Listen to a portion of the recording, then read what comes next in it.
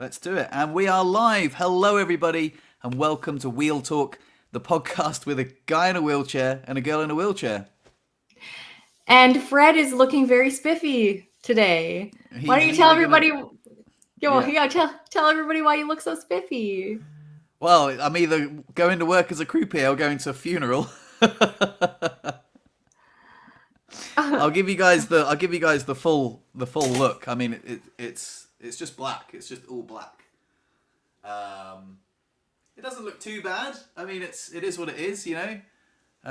Going out of focus a bit there, but yeah, it is what it is. It's just black. This is what they told me to wear. It's like a black gilet, like a waistcoat, black shirt, black tie, black trousers, black socks, black shoes. So yeah, it's all right. Like I was saying to you before we started, it doesn't really feel very me. It's not very colourful. It is what it is. It's. I guess I'll be dressed the same as everyone else. So yeah.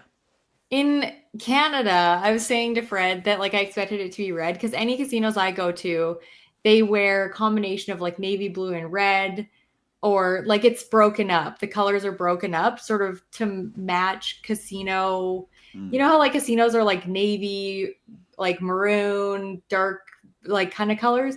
They kind of mix it up like that. So I just thought it would be like that. But the other thing that I noticed when you like wheeled back is, and this I've noticed about a lot of people in wheelchairs, but if you wear all black, you blend into your wheelchair. Like you just sort of look like you belong to the seat. Let's have another look. It's hard to tell where the wheelchair ends and your body begins, but that's just like everybody. So you just like blend into the chair like you're stuck to it or something, which is fine. But like I always think it's like nice to have a little bit of a contrast. So yeah, but yeah, can't do anything about that. I think you look great though. I think you clean up good and you look handsome and ready to work, and that's all that matters. Thank you very much. That's such a kind compliment. Yeah, I don't know. Like I say, it feels a bit odd. Like the reason I'm wearing it, not because I'm dressing up for the podcast, is because like the stuff just arrived today, and I was like trying it on, and I was like, oh, you know what? I'll just wear it on the podcast. Why not? But yeah, I don't know. It could be like if I was standing up. The trousers are way too big. I misordered them, the size for some reason. But I'd rather them be too big than to be too small. And because obviously I'm sat down, they're not going to fall down. So that's one thing. The other thing, I've got to sew up the pockets, which is weird. I think I said that on my video, but yeah, you got to sew up the pockets so you can't like pocket the chips. These are already sewn up. Well, why don't you give everybody an update? Because I don't know if everybody's watched your latest video. He did a couple of videos, one that was exclusive to Patreon.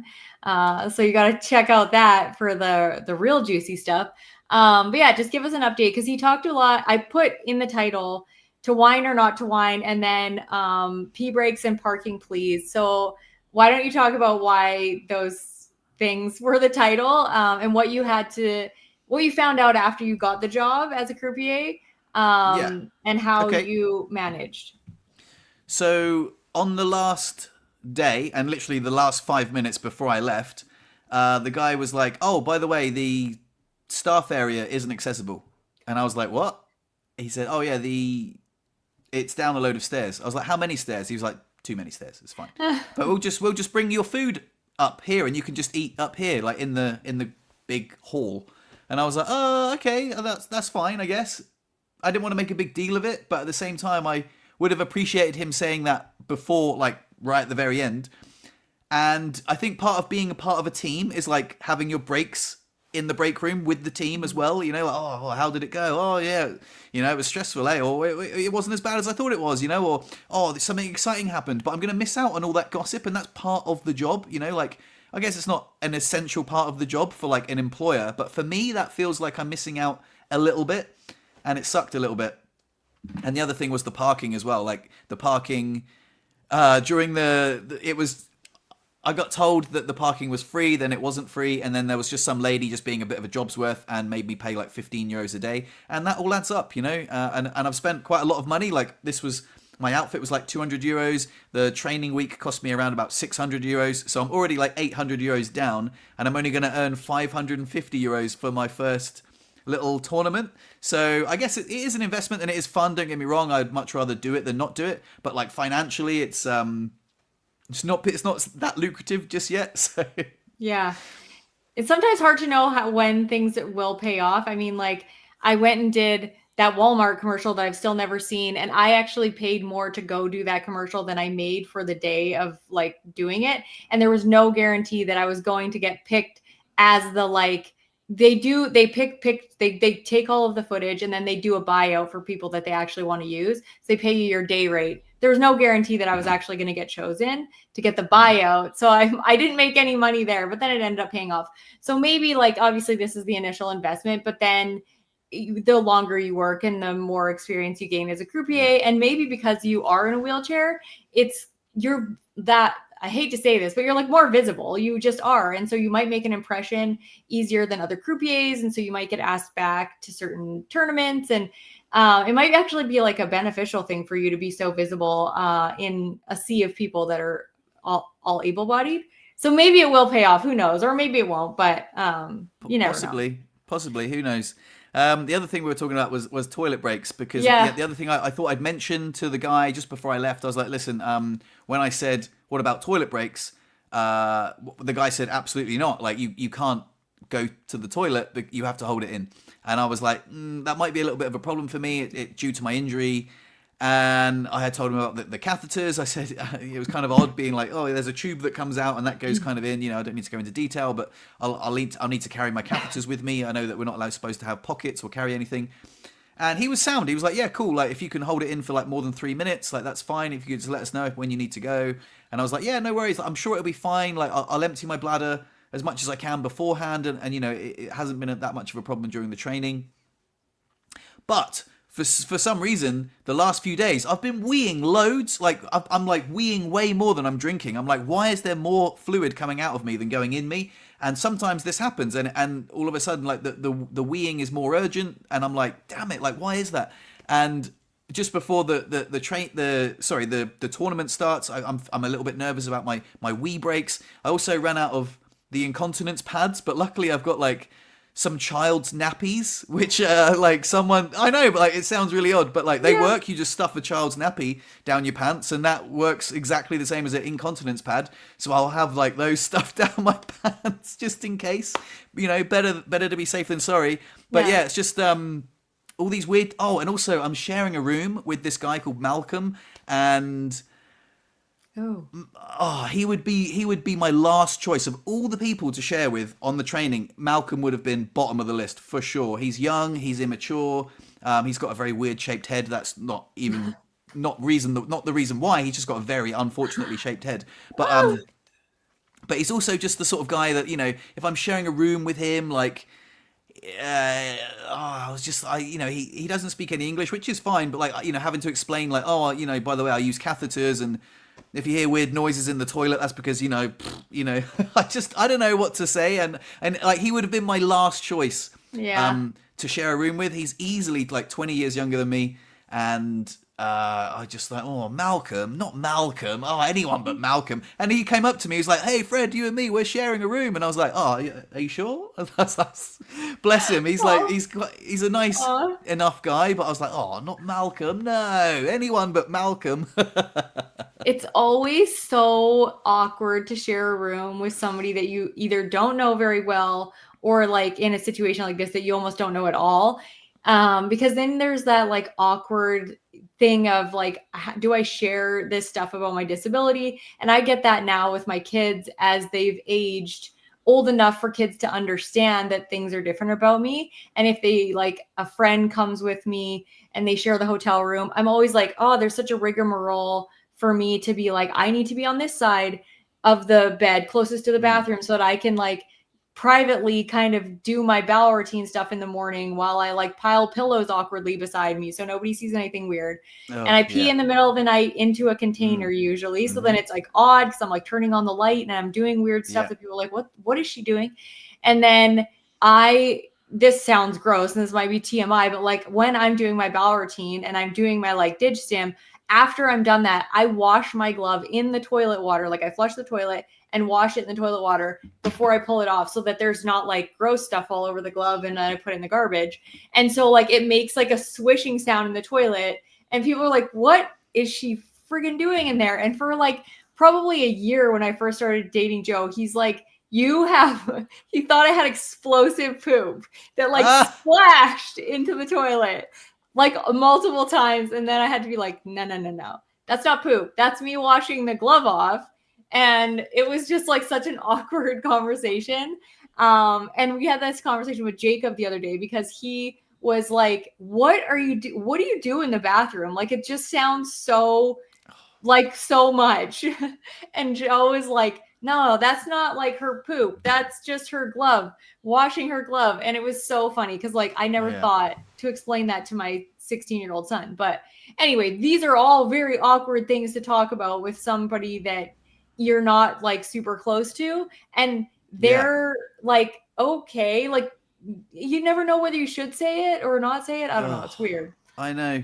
I'm gonna have to say something. The other thing, right, about Malcolm is when we were playing, like we were playing poker a lot because obviously, someone has to take turns at dealing, and Yeah. it's nice to have players at the table, right? He was quite like greedy with the chips, like he was like an aggressive player, and then like we're like share the chips out, Malcolm. They literally have zero value. We're playing for fun, and he's like, no, no, Yeah. no, no. I want the chips. And I was like, man, if he gets in that hotel room first, which he will because he's going there today.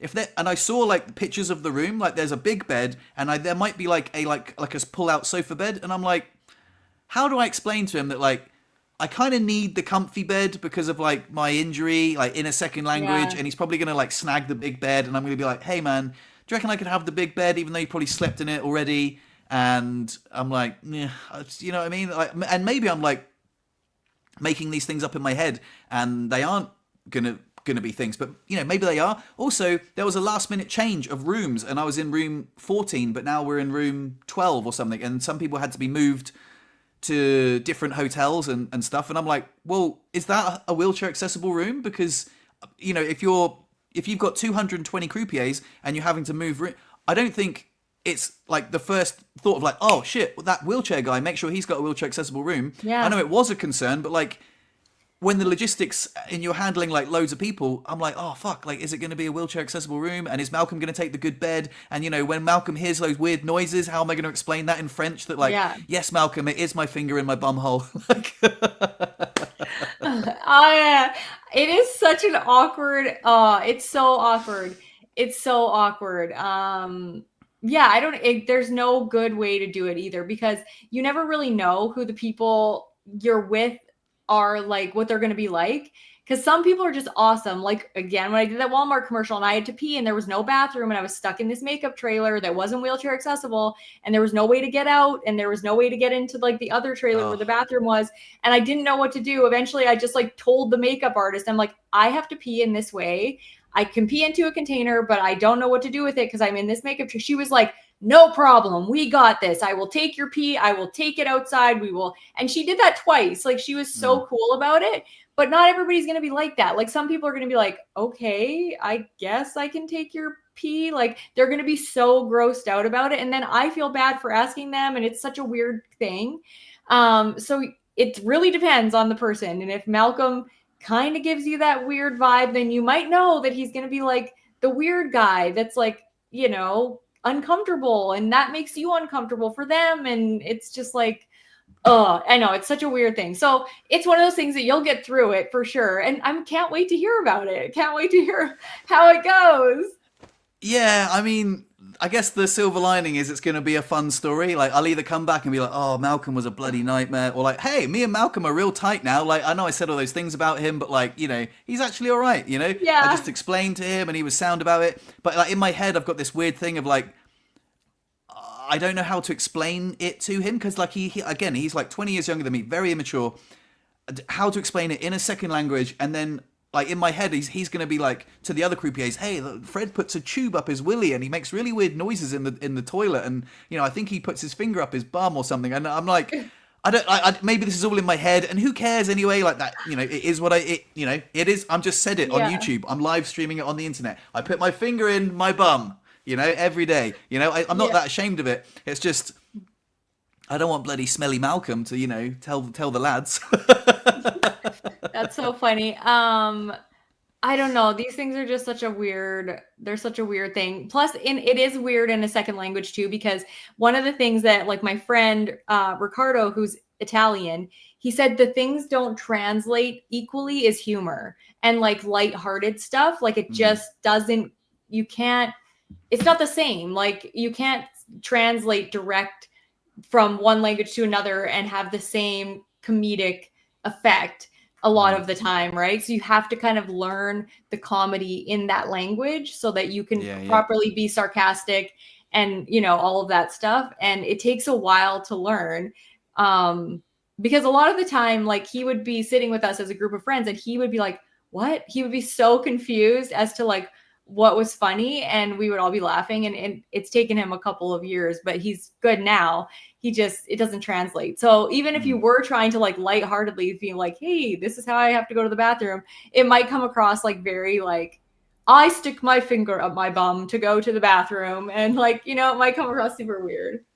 I don't know. yeah. I mean, I don't. The thing is, like, I also want to like. There's a certain things that you want to keep private, right? Like, it's nothing to do with being a croupier. I don't have to explain it to Malcolm if I wasn't sharing a room with him. He's the like the last person I want to explain it to, but I Yeah. kind of have to. And also, like I said about the bed, like when I looked at the rooms on the website, I was like, man, one of them looks like an uncomfortable sofa bed. And how do I explain to Malcolm that, like, hey, man, it would be really cool if I had the comfy bed because I've got an injury and like I've got like compromised skin integrity, Yeah. and it would mean a lot. And also, yeah, like you say, and getting up, I'm going to switch the light on in the middle of the night, and I'm going to stick a tube in me, and I'm going to wee a couple of times, and Mhm. yeah, oh my god, it's just. And then also, like, even the things that I've got with, obviously I'll pack loads of catheters, and I probably won't leave anything out that's going to be, suspect. But like I said about the nappies, like, what if he like looks in my suitcase? He's like, why has this guy got like 30 Baby children's nappies with diapers. him? Like, yeah, like baby diapers. Like, why has he got them with him? Like, what a weirdo. But so anyway, Ah. again, these are all things that are like building up in my head, and they probably won't be that big a deal. And I'm looking forward to sharing them with you guys next week when I'll be like, oh, it was fine, or it was a nightmare, or I don't know. And actually, we got a great comment. Is it possible that the other croupiers could carry you down the stairs? Now, that's a great question, because when I'm at poker, all the lads carry me up the stairs and carry me down the stairs, no problem whatsoever. So I'm assuming all the croupiers, it wouldn't be a problem. Most of them are men, and they're strong enough to do that. Could be, Jay. I don't know the answer to that question. Like, I would love it if that was the case, because it's totally doable for people to carry me up and down the stairs, and then I could join in. Or maybe there's like a service entrance, like if I go round the casino, like I don't know. Also, when you're in the underground car park, there's no lift. There's just stairs. I mean, it's an old building, right? So it's like an old castle. But so you when we first got into the underground car park, we were like, "Where's the lift?" And then these old couple were like, "Yeah, there's no lift." So I had to go out of the car park and wheel all the way around in the rain to get into the casino. And I Oh. was like, "Oh man, that sucks. Like, there's no lift." Anyway, these old buildings aren't made for wheelchairs, so No. I'll see how I fit in. I don't know if it's going to be all bad, or there's probably going to be a mixture of things that are like some good, some bad. Yeah. So yeah, I feel like, yeah, you just have to kind of feel it out. And ultimately, I think that being honest with people is easier than trying to not trying to hide stuff, but like, but it is weird when you don't know who to tell. Like if it's a work situation, why would you tell, you know what I mean? I feel more comfortable telling my students how I have to pee because they're in the classroom with me all the time than I am with somebody. Like, you're not sitting there with another croupier all of the day. They're working somewhere else, you're working somewhere else, and you interact with them.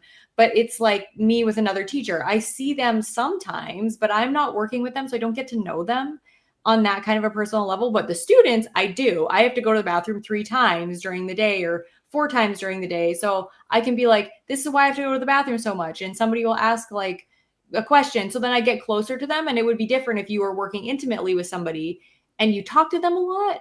But it's just like, yeah, it's such an odd situation. But you'll figure it out and you'll tell us all about it. So can't wait. yeah. And like I said earlier, I've got a good grasp on my bladder. Like, I can normally hold it in for a while. You've seen me hold it in during the podcast, just Yeah, me wiggle my too. bum a little bit. Yeah. But recently I've been like, oh my God, I need to go so bad. And then I'm like, oh my God, I've dribbled. I'm like, I never dribble. Like, what's going on? And then, so this has just happened the last couple of days. And now I'm panicking that like, I'm going to wee myself, like, or I'm going to like wee into those nappies are really good. So I don't At think it's least going to you're leak anywhere. wearing, yeah, at least you're wearing black though. I mean, that's the best color to wear if you're gonna pee. Yeah, I don't want to wee though. I don't want to wee myself. Also, I when you pee. need a wee, your legs go really spazzy, and your body like has this Yeah. reaction. It's not just like I can just silently wee myself. It's just like No, oh, it's gonna I look odd. know. I'm gonna look like what? Why is the croupier like wiggling? Like Oh, true. And my face gets so red when I have to pee. yeah. Like you guys can tell, like by the end of the podcast, if I have to pee, my face is like beet red by the end. And I don't like, yeah, and nobody wants to pee either. Like nobody wants to pee themselves, which is so annoying, which is why I always wear incontinence products because I can never predict it. Cause I'm like, I leak, like I dribble, but I don't like pee a ton. Sometimes Mm, I do, but not a lot. And so then it's like one of those things where it's like, oh, why did I do that? And it's just annoying. But yeah. Yeah. But yeah. I think the bathroom breaks, parking is always like an issue. That's why I said like Mm, pee breaks and parking, because parking is always an issue for me. If I can't find a good parking spot, then I'm like forced to park down the street or something. It's so annoying. And yeah, like you never know whether parking's good. Bathrooms are obviously an accommodation that you require in mm, order to be able to function during the day, because you can't just like pee in the corner in a public place. mm, And so yeah, it's just like an odd thing, and it feels like you're whining sometimes and you just never know what to whine about and what not to whine about. And like in certain situations in some of the schools, there's kids bathrooms that are wheelchair accessible, but none of the staff bathrooms are wheelchair accessible. And mm. I'm like, is this something to whine about when there's a bathroom in the building? But is it something that I should bring to their attention that like, why do you not have a staff bathroom that's like accommodates a disability? Like that alone just says that you don't think that people with disabilities are capable of being teachers. But then I'm like, am I just reading too much into that? Like it was in like a brand new school too that had like a millions of dollar renovation, and they put student bathrooms that were accessible, but none of the staff ones were. And I was like, this just seems like a crazy oversight. So I never know what to whine about when I technically have a place to go to the bathroom, but is it right that I have to go Yeah. to the bathroom with the kids? Like, is that okay? And I'm just like, I never know. So I never know to whine or not to whine. That is the question. Yeah, yeah, exactly. And like I said to the guy, I said, look, I never want my wheelchair to be a reason why I can't do the job. I feel like I'm fully capable, Yeah. but there are some things that you should know. Like for example, there might be a time where I really need to go to the toilet and I can't hold it. Is that going to be a problem? He said no. Okay, sweet. What else did I say? Oh yeah, about the pockets, like the sewn up pockets. I was like my cush pocket, Yeah. like my wheelchair pocket doesn't come off. So there's a pocket there. And he's like, no problem. You've told me about it. That's all you need to do. You just tell me and that's fine. I was like, all right, cool. And then, the fact that there are so many tables and chairs in the room, that when I'm wheeling through, I don't want to people are playing poker. They don't want to get up and move out the way for me, especially as a staff member. But I said, look, also, it might be hard for me to maneuver around the room because there's loads of Yeah. tables and chairs. And he said, yeah, that's no problem. We'll keep you in the main room. That's the most spacious one. And I was like, okay, cool. Well, I guess they're they're reasonable accommodations that you can make for me. I mean, I guess that's the best I can hope for. And he was nice about it. But at the same time, it's framing it as like I can do the job like this much, but everyone else can do Yeah. the job this much. And I'm Yeah. like, it's It is. yeah, it's just Yeah. It's odd. I know it's like a very odd thing to do. I feel that same way whenever I ask about supervision duties. If I ask like, hey, I'm subbing at your school or whatever, and I see that the supervision is at this location. I've never been to the school before, but it looks like or it sounds like it might be like in the far field or whatever. I just wanted to ask if that is reasonable. Is it reasonable for a wheelchair to get out there? Is there a sidewalk or is the grass, decently level? And sometimes they're like, oh yeah, I think you could do it totally. And then other times they're like, oh no, no, we have to switch that around. And then sometimes I'm like, oh, I just feel so bad. But if I can't physically get out there, like in the wintertime, I can't get outside almost to almost any location other than like really close to the school. And a lot of the administrators know if my name is on the substitute teacher list, they know already to like switch the supervision. But if they don't know me, then I have to go and ask. And like, it's just so weird. And it feels like I can't do my job. And a lot of them are like, no problem. Like, we'll just switch another teacher. They don't mind going out there. Like, it's no difference to them. But it feels awkward. And it feels like I'm getting special circumstances or, something. I don't know. It just feels weird. Yeah. No, I understand. So, yeah. Well, should we move on? Let's move on to a different topic. You have other things to share. What do you have to share? Yeah. I'm going to actually, I wanted to share this before I do that. I'm going to a conference, but I forgot that I told you guys about like me auditioning for a movie for the second time in front of like all of the like directors and everything. And I wanted to share the result of that. I did not get the job. So the other girl that I auditioned with, she's still in the running, but I asked the director to give me direct feedback about what I could improve on. And she did actually give me feedback, which I thought was really awesome of her, because I'm sure she doesn't have time to just be like giving every actor feedback. But what she said is that she said, I'm very pretty and that I did very well in my audition and that I did well doing the acting, but that I didn't take direction very well. So like she stopped and she was like, okay, now you're this. Like she would give me like an emotion kind of thing, like you're worried or you're whatever. And she said I had a hard time switching the character to accommodate like the direction she was giving, which she said is a very like typical thing for new actors. So yeah, she's like, take some acting classes where you're doing like the scene a bunch of times where they film it, tell you to change direction, and then you can see what you actually do with your face, and you'll know whether you're changing the emotion of the character in a visible way. So anyway, I just wanted to give you like an update on that, because I know that like sometimes I forget to update people, and a lot of these things that I'm doing are not as like your thing was like so timely, like this is happening now, I'm going for the training, now I got the job, which people, it's still relevant in their mind. But some of the times the things that I'm doing take forever to get the results from. So I just wanted to update people on that. Okay, so the conference thing that I'm going to, I was asked to be a speaker on a peer panel for a province-wide conference for people with disabilities. And I'm doing it's like a question and answer period. And I'm on the panel with Ricardo. So if anybody's seen Push, he's the piano player from Push. So I'm not on the panel with him. I'm on the panel with Bean from Push. So the main character in Push. Ricardo is actually doing a keynote speech there, along with a doctor who is a C-level quadriplegic that is a emergency room like physician. I'm so excited to hear from this guy. Yeah, so there's 2 speakers, and then I am one of 4 of the peer panel on the peer panel. So with Bean, me, and then 2 other men. And the question I have to answer, I thought I'd share it with you guys, is you've gained a successful following on your YouTube channel and are also well known in our community as a peer.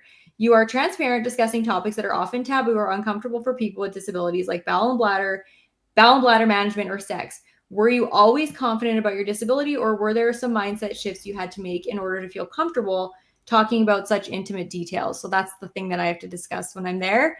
And the things that like, I'll just give you a gist of like what I'm going to share.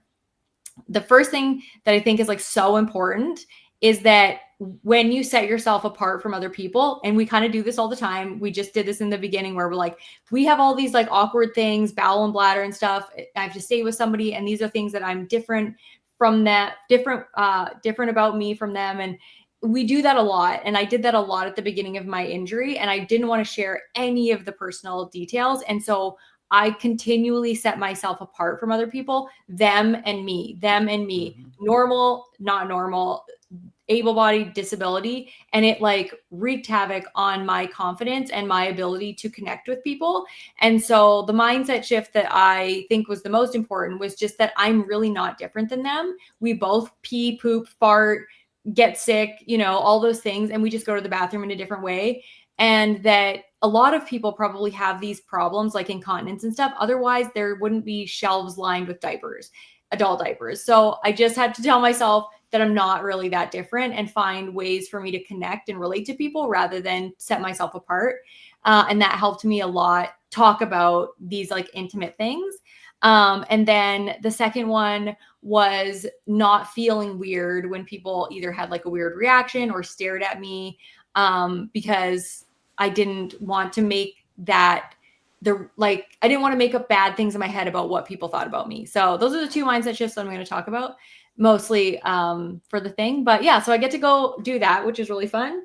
And then Bean and I, we like busted our butts to be able to like we designed shirts, we ordered shirts, and we're going to sell them at this like event. We're going to wear them and we're going to sell them at the event for like barely anything more than what we paid for them, just so that we can make our money back, because we want people to wear these fun shirts that make disability fun. So I put up a few designs, the two that we're going to take to the like conference, and I'm going to have these on my website, on my merch site, which I'll like next week I will like have the link for. I just haven't finished like doing all of the designs. So this is the one that I always say, like, it's Brittany here to help you have a happy, healthy, awesome life in a wheelchair. So I made a happy, healthy, awesome shirt. Very cool. I like that design. It's really nice. Yeah. So there's that one. And we got like cropped shirts for girls because I hate wearing really long t-shirts. It's annoying. And then we got normal shirts if people wanted a normal shirt. And then this is the other one that Bean wanted. I like we still never step on a Lego again, and we couldn't put Lego because that's a copyrighted like or trademarked word. So we put a little Lego thing. But so those are the two that we're going to sell at the conference. If anybody on here is from Calgary, I don't think they're selling tickets anymore, but I hope people are going to come from Calgary that watch me. And then these are some of the other ones that I just designed, which Jamie, I said, like, you should see the other guy. I thought that one was funny, but Jamie was like, she took this so morbidly. She's like, Mom, you shouldn't wear that shirt ever because the other guy in your accident is dead. Oh. I was like, Jamie, I'm like, that's not what I meant. And bless her. She thought I was so funny. mean. She was like, Mom, that is the worst shirt. And I meant, it's a funny joke because I'm in a wheelchair. It's like a joke about getting into a fight. Anyway, yeah. So now I'm I have second thoughts about that shirt, whether that's like bad karma or something. That's dark, yeah. It's so dark. I got this one, Second Chance Club, because I often feel like I have I'm like living my second chance. This is something I always say to the new injuries at the hospital. Staring is caring. So I made a staring is caring shirt. Push your limits, because like push a wheelchair, push your limit. And then this one, instead of willpower, it's wheelpower. So yeah. So those are all the things that I'm going to have on like on my merch shop in the next, week or so. And I'm working on a new website. My cousin is a website designer and she does like logos and stuff. So I'm getting another logo done. You guys are like, oh, this is crazy. But I actually like this logo and it incorporates my name and Empowered Para. So I think it's cool. And yeah, I'm going to have like a newly designed website with a different sort of vibe, and it'll be more organized. So yeah, that's the exciting stuff that I've been working on. And then trying to build, hang on, I'm going to get rid of this. Trying to build like, not a course. It's like a program that I want to build for people that are all newly injured in North America. I don't know how to do it in like all the countries. Well, I'm going to start with North America first, but I'm gathering teachers to be like coaches kind of in there, and all the people in the program are going to have lived experience, and I'm going to contact every rehab hospital and try and like sell this thing so that they talk about it to their people that are in the hospital, because it's like peer led. It's all people in wheelchairs teaching nutrition, like legal stuff, bowel and bladder, mindset. It's all going to be people in wheelchairs. So I'm super excited. I'm working on that, and I'm going to launch that hopefully before Christmas.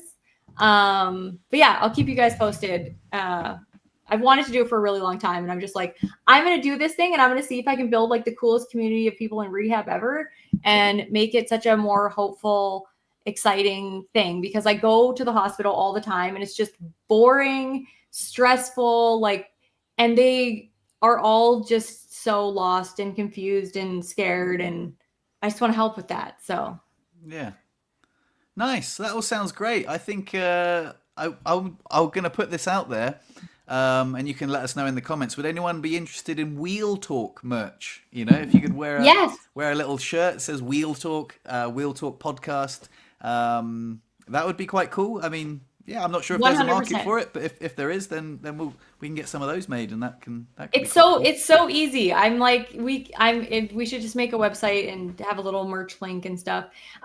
This is so cool. This is why I love putting stuff out there. Ben, I'm an e-learning developer building online courses. I'm so glad to help. I'm gonna contact you after because you're awesome. Plus, we were like Ben's daughter and my daughter sent each other treats from, or just Oh, like little really? gifts from across, because he's from the UK, I believe, somewhere over there. I don't quote me on that because I know he's from over there somewhere. And then we were gonna send again, and we never did. So I'll email you, Ben. But yes, Yeah, that sounds that's good. cool. Oh, cool. So we've got a couple of yeses. Only if you make it 4XL. And then Colleen says yes. So I think that's oh, and we've got Oh, another one saying yeah, yes. So there we go. So maybe we'll make some Wheel Talk merch. You know, yeah, we're gonna do I it. wouldn't have thought there would have been a market for that. But if you guys are keen, then that'd be rad. Yeah, let's do it. It's fun. It's a fun way to build community. The other thing that I really want to do, and if you guys want to help with this, please either like put this stuff in the comments. I want to make milestone medallions to gift rehab hospitals for people to like gamify rehab and just make it like fun so that when they like, learn how to cath independently or whatever it is that they have to do. So what milestone medallions do you think are important? Yes, 100% would buy. Okay, see, now we have at least 3 customers. That's good. Yeah, yeah. What sort of milestones are you thinking about?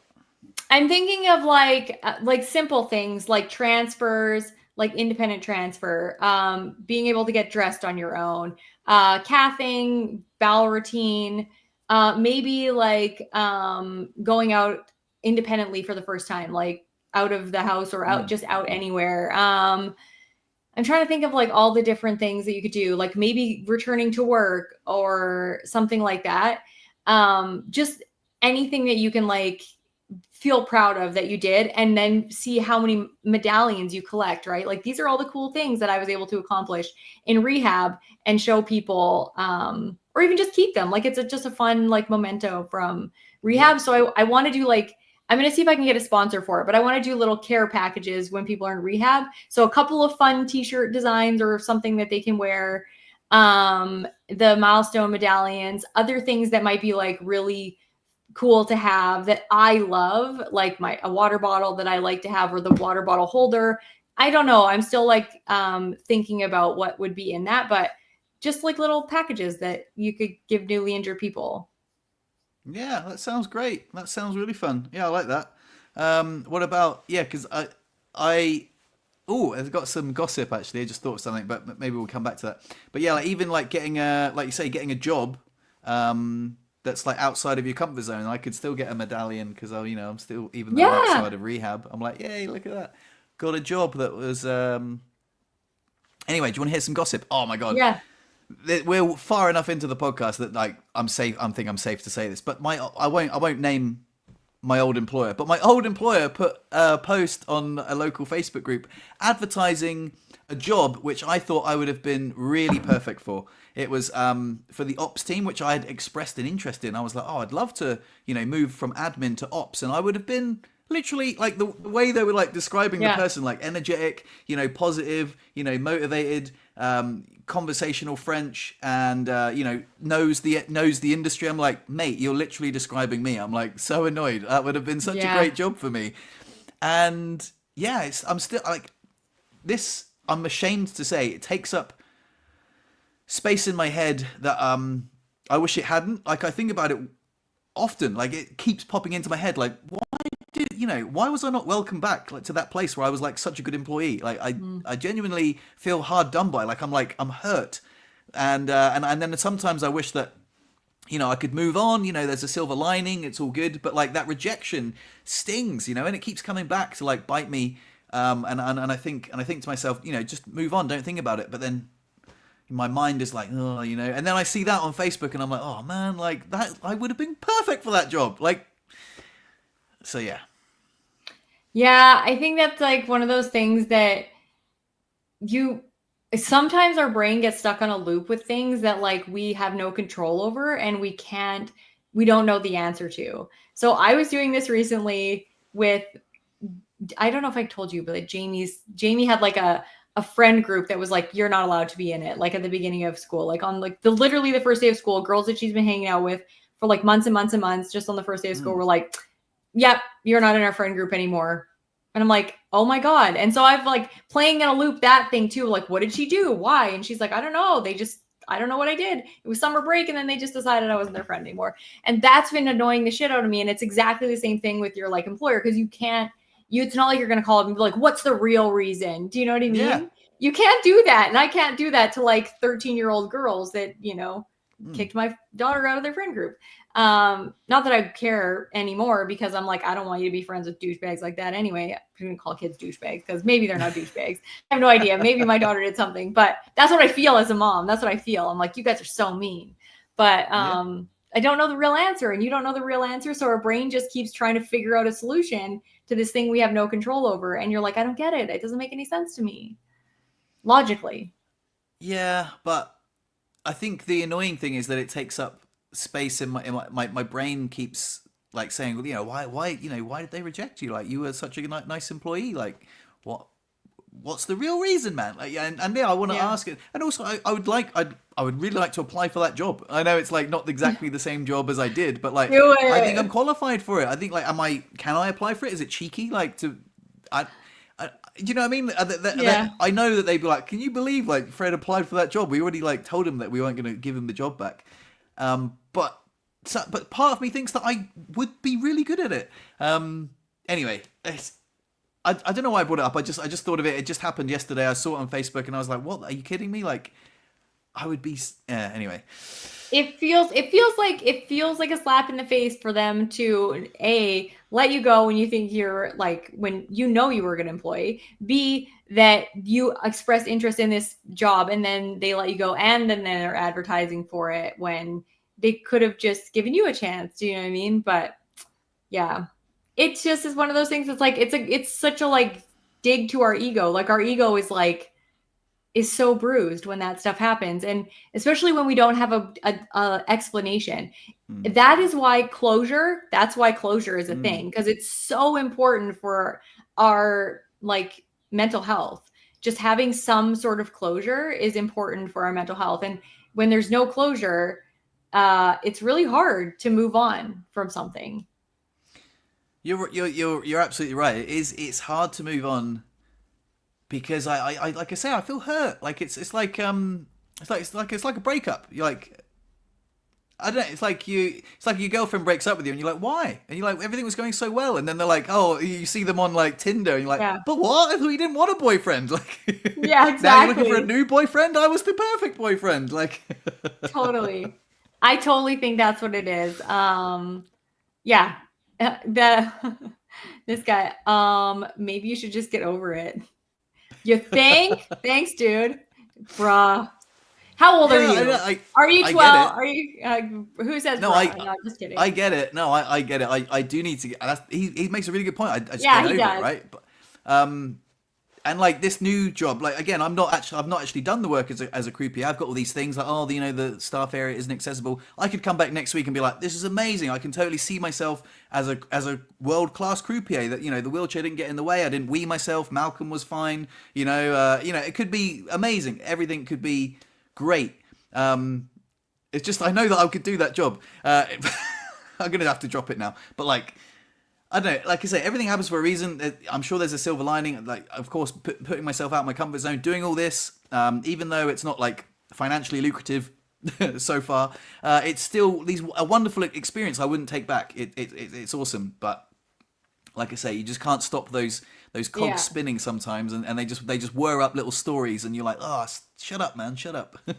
I have an odd question for you because I know that you were like struggling with Chris, with her working, you not working, and it being sort of like an imbalance of power a little bit.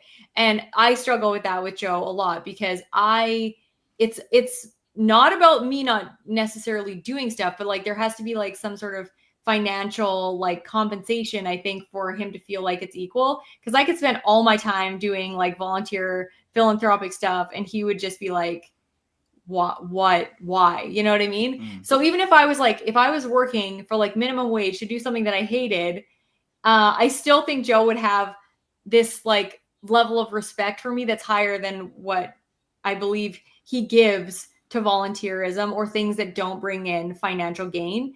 So I wanted to ask you about the same thing. Is Chris like, does she like, is she like giving you a little bit more respect now that you're doing this?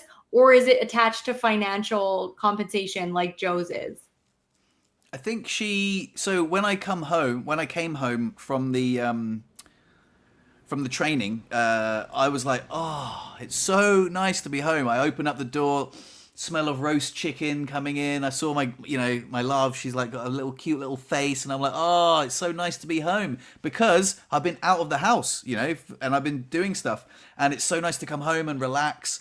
And it's made me really appreciate being home. But when you're at home all the time, it's like, oh, I'm just at home. I'm just stuck at home all the time, and then you're like, I bloody love my home. I've got the bike and the swimming pool and the gym and everything's really lovely. And she's like, this is what I mean. She's like, this is what I mean. Like coming home after you've been out working is so much more rewarding than when you're just like stagnant at home all the time. And I think that's what she was trying to say to me. She was like, Yeah. this is what it feels like when I come home. Like, and it's it's also there's another thing like when she comes home, I'm always here. That's kind of like something that came up this morning as well. We had like a little thing about it, but we won't go into it. But yeah, there, and I feel like I'm going to be, if I go out doing this croupier job, like, twice a month or whatever, it will be nice for her to just have some space and for me to like go out and come back and have some fresh energy. It's really, really rewarding. It's a beautiful feedback loop. And yeah, I will feel like I'm contributing and earning money, which is again, a nice feedback loop. But yeah, so I don't know if that answered your question. It did answer my question. Yeah. I think I do, but yes. Okay. If I'm at home all the time, there's like, this just made me think about this when you said that. So if I'm at home doing a bunch of shit, even though it's like if I'm on meetings with like people on Zoom or whatever, I'm doing this, it's never as like, yeah, there's something about me going out. Like if I go teach a class at the Glen Rose and I'm like, I have to go today to meet with NATE students because I sponsor projects for like university students and stuff. And I have to go meet with them to do this like thing. And none of it's like paid. It's just all the shit I do to volunteer in my community. But somehow when I leave the house and I come back, Joe's always like more like, oh, that's like, you've been gone all day and we both came home and it's great. And if I'm home all day, then it's just less like that. You know what I mean? So there is something about, being out of the house and then like coming home, or you being home at separate times that allows you to appreciate the time you do spend together and all that stuff. So yeah, I don't know. It's Joe and I are definitely better now that we've like understood each other more in terms of like, would I want to all the things that I do? Cause I don't want to have the job that he has, the stressful manager, have a whole big staff, all of the crazy shit. I don't ever want that. So I'm like, I'm just going to appreciate so much that he does that and earns a good living. And I get to earn some living, you know what I mean? To like compensate for like, to bump up our like financial like circumstances. But I'm not responsible for like the majority of our like finances. I manage them, but I don't have to make all that money. Right. And he doesn't want to have to do all the laundry and the kids' school and the like all the shit like that. So he's like, I don't want to cook all the meals you cook and grocery shop and do all the laundry and clean the house and like all that stuff. So then he appreciates me for that. But there's still a thing that I think he would have with me, like a tiny bit more respect if I like had a job, even if it was a low paying job, which I said, I'm not going and getting a low paying job and doing all the housework. So I'm like, if you are going to do 50% more shit at home, then I'll go get a job that pays way more. Until then, I'm just going to do my entrepreneurial stuff. and you can bet that it's going to be successful someday, hopefully. That's Yeah, what I always say. it depends on how you measure success because you have a big impact on people's lives. Like we have like a fairly successful podcast. It's really Yes. nice that people tune into us every week. It's really cool. Like it's sharing. We've had like lots of comments. Like as we, Yeah. and oh man, the comments on my last two videos have been so Yeah. amazing. So Honestly, good. I feel like I've had such a team of cheerleaders going, go on, my son. Yeah, it's really, really nice. And like saying, oh, it's so inspirational to see you get out there in the workplace and stuff like that. So like documenting our journeys and stuff, it is, it might not be like a lucrative side hustle, but it's still a little side hustle. It's still It is. nice. And, we're making a difference. I like to think, but I do know what you mean. There's a difference between like having a job that like pays and then just like doing, little bits here and there. But also, men and women are different, right? So, like, men generally speaking, like Joe is a provider. Yeah. He's got the big job. He's the manager. He's in charge of people. He comes home, brings home the bacon, and you take care Yeah. of the house. There are gender roles that exist, and there's nothing wrong with them. No. For some reason, I've had this conversation with Chris, and when every time I bring it up, she gets a little bit touchy about like the gender role thing. Like, but I think generally speaking, there's nothing wrong with like traditional gender roles. Like there's a lot of women that would love to, have a provider as a husband, and stay home and look after the kids. It's not like a bad job to do that. You know what I mean? Hey, we got like a 5. Hey, we got a. That's cool. This guy. Who is this That guy. Talking about lucrative side hustles. This guy, Yeah. I like him. Thank you so much. I don't know who you gave that to, but thank you Yeah. to whoever you gave it to. There you go. Appreciate that. Anyway, for those of you listening, just audio only, we got like a $5 super chat from Mega Dude. So there you go. Anyway, oh, he's done it again. Oh, It's like, I buddy. don't want to leave the people out. Okay, well, now I'm assuming that you gave it to both of us. So thank you so much. Nice one, dude. That's really nice. Thank you so much. Ah, what a good dude. I've lost my train of thought now. What was I saying? You like were saying gender roles. the gender roles. I was just saying that for some reason, Chris has like a negative. It has a negative connotation. The chat is really distracting me right now. I'm so sorry, but Anyway, So like I say, I think to summarize, a lot of people would love to are happy with traditional gender roles, and for some reason, Chris has this weird thing about like not wanting to be pigeonholed as like a woman in the house that has to do like the housework and stuff. But I don't. Anyway, I'm gonna stop talking. I do think it is it's a thing that women struggle with, because I think it's that we don't want to feel like we are forced to do that. I think that is the thing. And I think that's the same. I don't know. I don't know what men feel like. I have no idea. I just know that Joe feels it's his duty to provide for our family, and that to provide and protect, those are two things that like are his duty.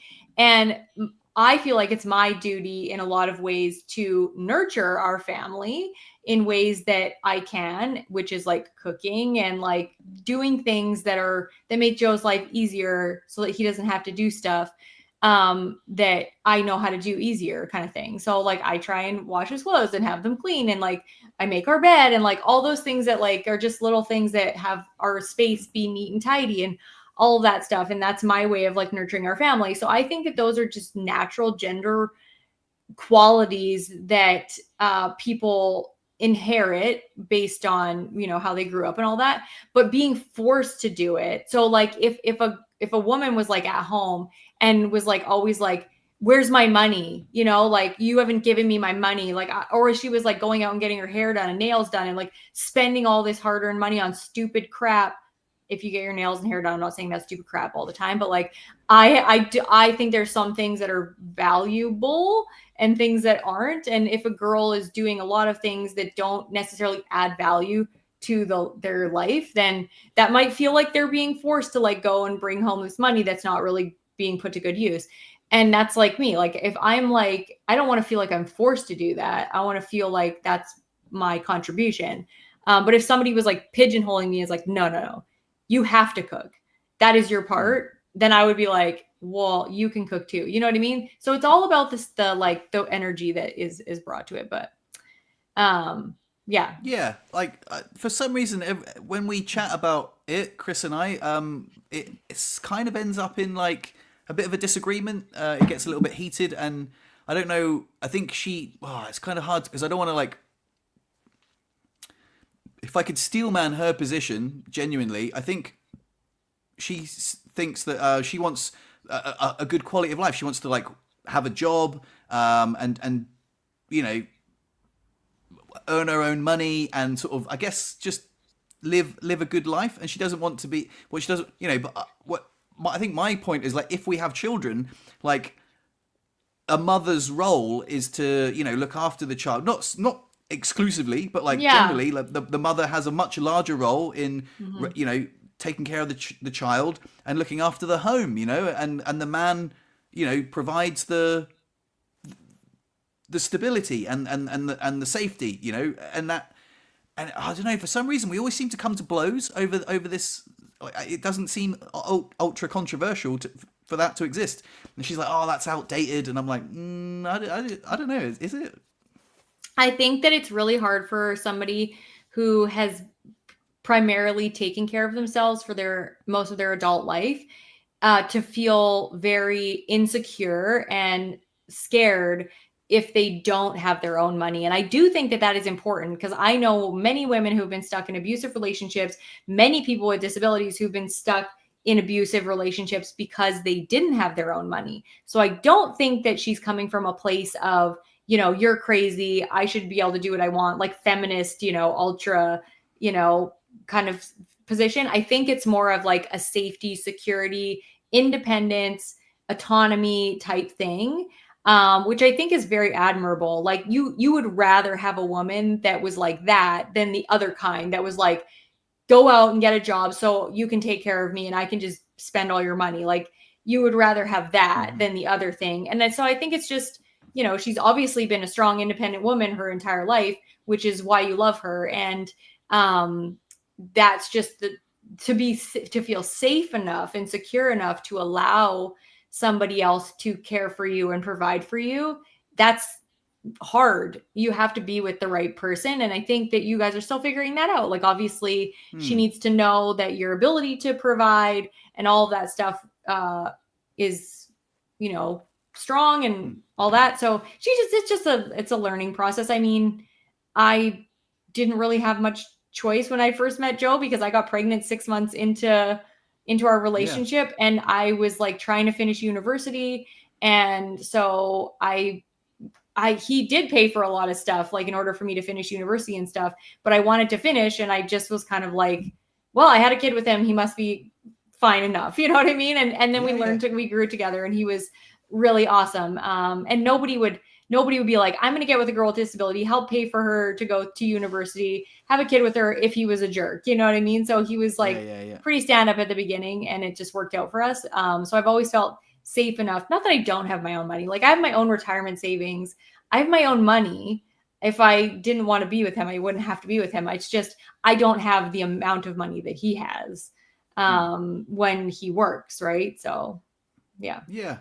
So I think like when the disagreement comes up, it's about, for example, when she says about friends that we have, like, oh, like Alex, or whatever. Yeah. We'll pretend Alex is someone who doesn't exist. He doesn't look after the child so much. The mother has to, is doing so much more of the housework and stuff like that. And I'm like, yeah, but that doesn't sound like ultra controversial to me. That sounds kind of normal. Like Alex works a job in construction, right? He's up scaffolding, with a nail gun all day long. Do you expect him to come home and do the washing up? Like I know that don't get me wrong. Like I understand that raising a baby is taxing as well. I'm not taking anything away from that, but like the guy is work. I don't know. I just don't find the things that she says is like, oh, can you believe this guy? I'm like, that doesn't sound that Yeah. doesn't sound like a controversial thing. He's been work. I don't know. Like he's bringing home a big paycheck. Like that is Yeah. providing. And if he wants a meal cooked for him, like I don't know, that doesn't make him a misogynist. It just makes Yeah. I and we think have that ultra, disagreement. Like it's just, you know what I'm saying? yeah. I think ultra feminism has a little bit skewed women's view of what they should expect of a man. And I think men have a lot more on their shoulders now than they did before, which I think is good, but also it's getting a little too far. And I've had the situation, like I had Jacob when I was in the middle of university. So he was 10 months old when I went back to university. So I finished university like at almost a full-time school schedule, which would have been like a full-time job plus homework and all of that. He was in daycare. So I have that view of like what it's like. So my son was 10 months to like 3 years old, and I worked like I did university. And then I was in my like teaching practicum and stuff like that. And I didn't find it like it was obviously hard, but I didn't find it extremely stressful. And I'm in a wheelchair. So I'm like, I went to school, I took him to daycare, I did my homework, I made supper, I did whatever. Joe worked full time. We both made it work. And then after when I had Jamie, I was home by myself because Joe worked a lot then. And I still didn't find that super stressful. So like some people, when they have like babies, their husband gets home, they're like, here, take the baby. I was never like that because I didn't find it stressful. I was like, I get hanging out with a kid all day. But I don't really know what it's like for other women because I had a lap that the baby could basically just wheel around with me on. So I was just like doing my thing, like wheeling around, like making supper and stuff. And she just kind of hung out on my lap all day. So I don't know if it's more stressful for other moms because she was content to be on my lap because she wanted to be with me. And other women can't just carry their babies around all day long. So I don't know if being in a wheelchair made it less stressful for me as a mom or more stressful. So I don't have that thing where like, I know my brother is like, and they have a wonderful relationship. I love like the way my brother and his fiance interact, but she's home with the kids and he still puts the babies to bed and he still does all the stuff that he would do because in their mind, he's an equal parent. It doesn't matter whether you are have a job, you are still an equal parent. And if you work, that means that you still have to spend this much time with your kid because she hasn't seen you all day, which I do think is like, good. So I don't know. Everybody makes their own like rules for how this works. And I don't think there's a right answer. I really don't think there's a right answer. And a lot of the time we don't talk about this stuff before we have kids and we figure it out while we have them. And it's always so stressful. So the fact that you guys are even talking about this is like, you're like way ahead of the game because Joe and I have had so many fights about disciplining and like different things that like we clashed on. I liked my kids to sleep with me because it was just easier for me to feed them and stuff rather than getting up. And Joe hated that the kids slept with him. So he ended up sleeping in the basement. And it was a lot of like, for like, 6 months of our lives, me really just being a mom and him really just being a provider and us kind of being in the same house. But that worked for us and it doesn't work for everybody. Exactly. I think sometimes, well, you're exactly right. There are sort of different ideals, and it kind of maybe I was reluctant to talk about this, but it kind of ties into like something that was going on this week about certain different ideas on different sides, and like maybe I have some like more traditional values, and she has like some more like liberal values, and sometimes those worldviews collide, but like I want to have those disagreements in the open and talk about them, and sort of be understanding and say like, well, I understand where you're coming from, and your friend is complaining and you're like resonating with that a lot, but to be honest, I think your friend has unrealistic expectations, and she's like, how dare you, and I'm like, well, Alec, and these kind of these differences, I think that they shouldn't, like I say, it's important to talk about them before you get pregnant or before you go down the aisle, or you know what I mean, like it's important to acknowledge these differences in worldviews, because it doesn't necessarily make us incompatible. It just open discussion. Yeah, I do think like having open discussions is so important.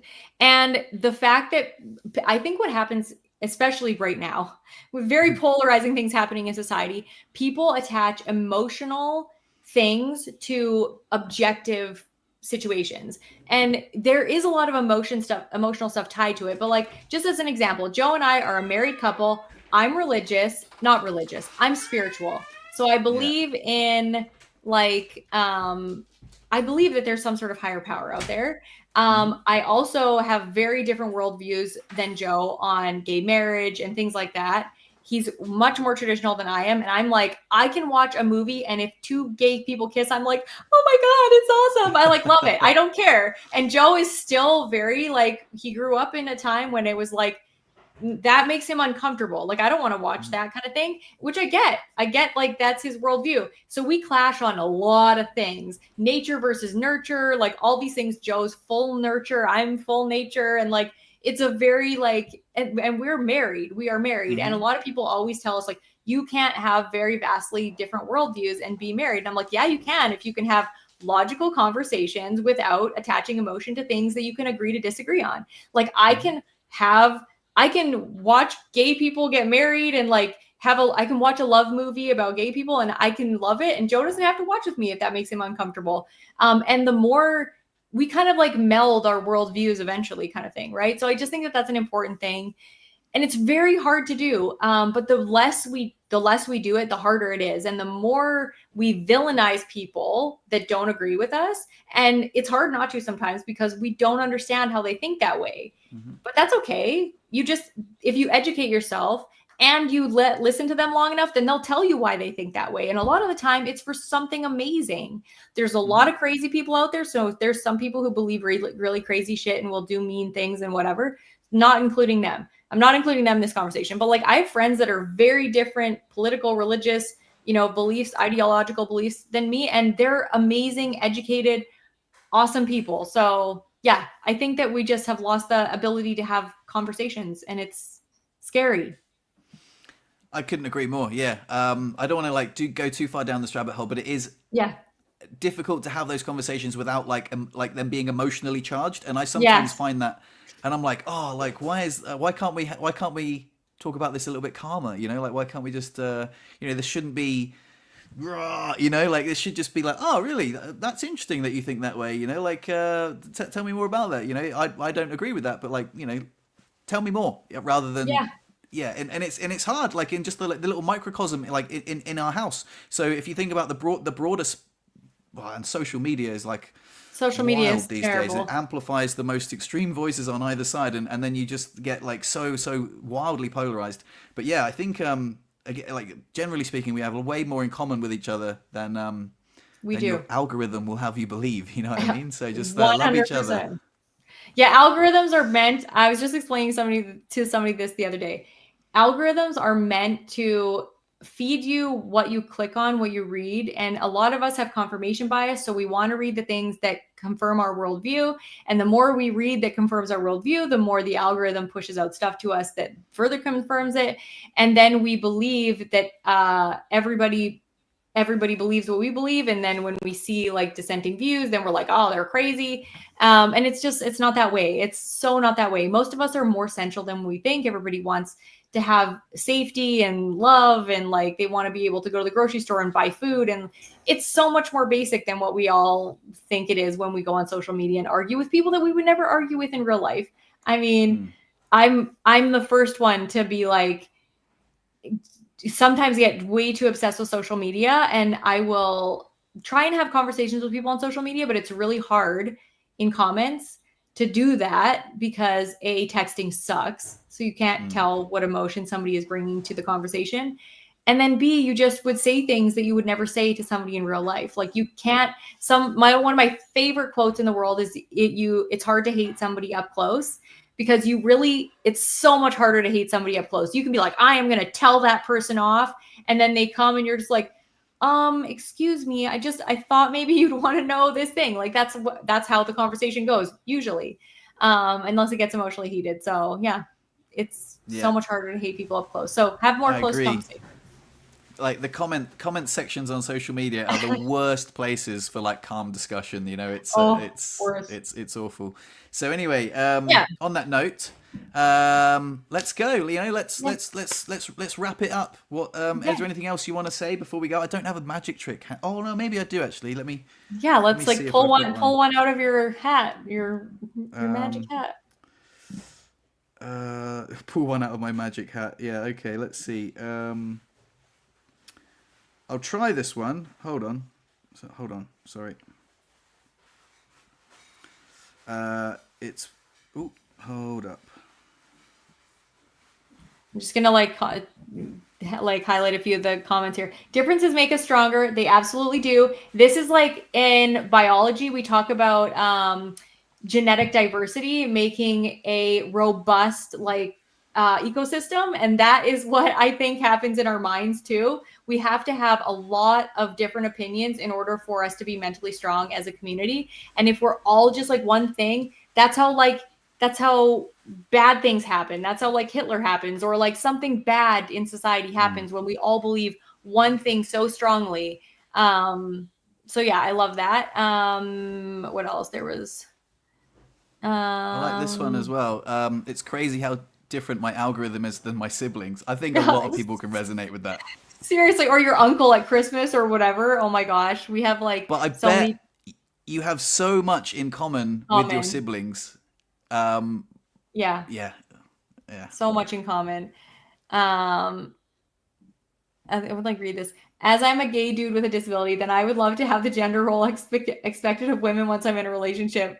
Yeah, it's pretty awesome. You want to be the like female version in the relationship. Be like he can be the provider and you can be the homemaker. And I think there's natural in same sex marriages and stuff. They obviously have to have a natural distribution of chores and stuff like that. So it probably naturally just falls that way anyway. Yeah. Right. In the comments section, I want you to give me some 2-digit numbers, a number between 10 and 99. Go. And Brittany, you can do this as well. So give me a 2-digit number. Do I write it in the comments too? No. Just tell me.